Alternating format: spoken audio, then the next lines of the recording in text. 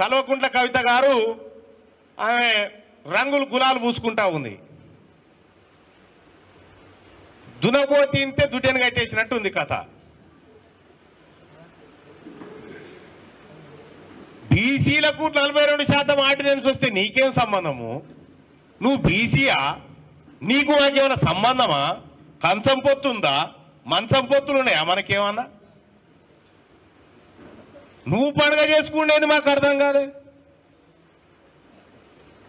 Yes, మా బీసీలకు 42% reservation నిజంగానే వచ్చిందంటే మా ఎస్సీ ఎస్టీ బిడ్డలు పండుగ చేసుకోవాలి, మా మైనారిటీ బిడ్డలు పండుగ చేసుకోవాలి.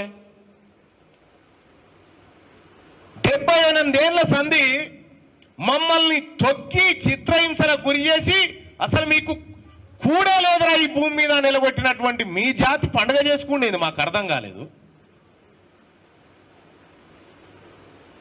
అది చూసిన వాళ్ళ నవ్వుతా ఉన్నారు, ఈమెకేం సంబంధం రా ఎగురుతా ఉందని చెప్పి.